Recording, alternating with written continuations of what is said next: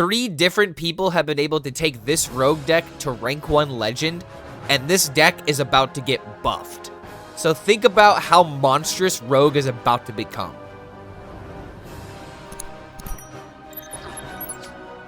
Before I tell you about this Hearthstone deck, I must tell you about Lamby series. For those of you who don't know, Lamby is a Yu-Gi-Oh! World Championship qualifier as well as a former Hearthstone APAC Grandmaster. But most notably, among the Hearthstone community and pro players, Lamby series has the worst APM out of anyone who has ever played the game. Back during the release of the Castle of Nathria expansion, when people were trying to play Rogue, they were desperately trying to make this list work.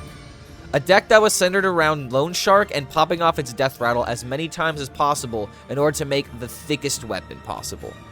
All thanks to Necrolord Draka. But when experimenting for potential Masters Tour lineups, Lamby was not able to run this style of deck. So he ended up settling on this list.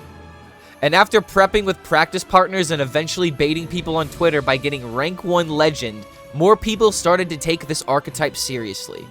To the point where this deck was actually brought somewhat consistently to the most recent Masters Tour. And if you've played ladder in the past 48 hours, you have seen a significant spike in the amount of rogue players that are playing. Except you don't know that they're rogues until it's too late. And as I referenced earlier, 2 other players have reached rank 1 legend in the past 24 hours with this deck on 2 different servers. Meaning that this deck will maintain its popularity, especially considering that one of its best legendaries is getting buffed. So why is this rogue deck suddenly coming up and becoming the most popular matchup in top legend? We haven't heard of all of the buffs that are about to hit standard as I'm recording this video, but the change to Edwin is going to be massive for rogue if there is no other aggro strategies to lock them out.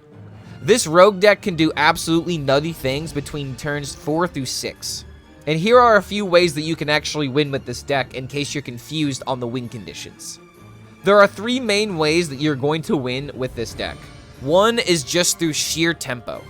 If you generate a large amount of stats against a deck that really can't handle the pressure, say Druids for example, then it can be really easy just to storm face for over 10 damage every single turn.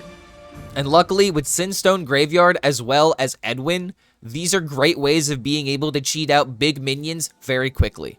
However, in order to go with this sort of game plan, you need to make sure that your Edwin draws are as consistent as possible. The last thing that you want to do is to draw Scabs or Krakatoa in order to stop the Edwin chain. So trying to draw all of your minions with Shrouded Concealment is step number 1 of being able to play this deck effectively. The second win condition is being able to use Edwin Defias Kingpin or Necrolord Draka with a bunch of cards in order to scam the game. When you're not able to tempo every single turn, you have to save your cards for a massive swing. And this is probably the hardest skill to learn with this deck. There are some matchups where it's absolutely crucial for you to get the biggest Draka weapon possible, such as against Skeleton Mage. This deck has far too many resources that regain life or make your damage do nothing. Solid Alibi absolutely kills this rogue deck.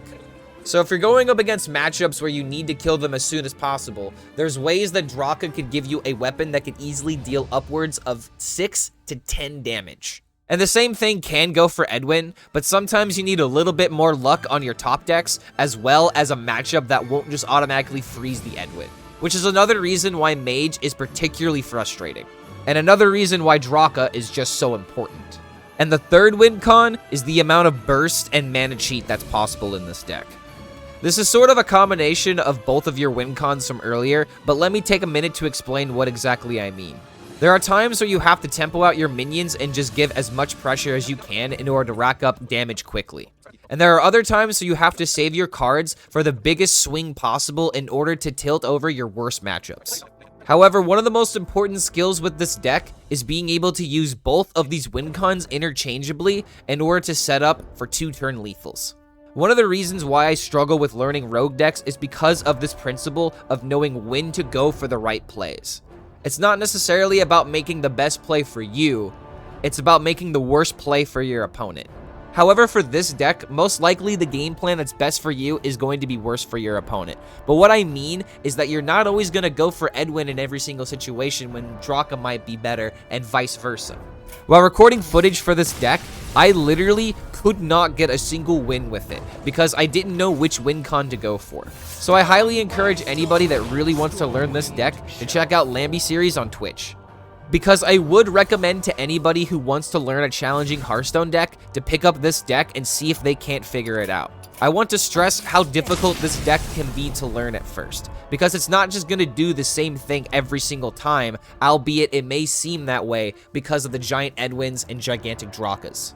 Because even former Grandmasters like Lamby still have moments where they just fall flat on their face.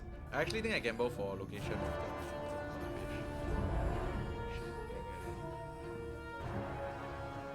Which means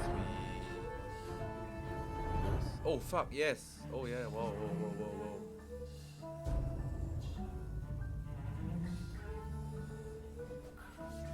Wait, what? Wait, what? Oh fuck! Oh shit! I should have. Oh! I used the discount on the Shadow Step. Oh shit! I did it on the rope. Now let's go over a few Mulligan tips if you're brave enough to pick up this deck.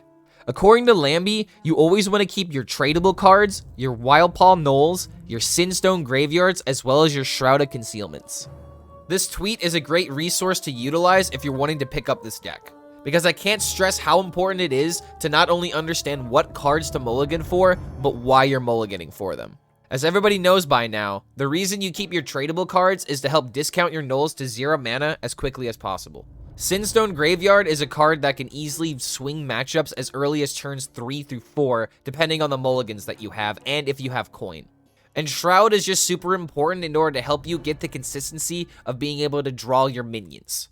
Because if you look very closely at the deck, there's barely 7 minions in the deck if you're running Fillet Fighter.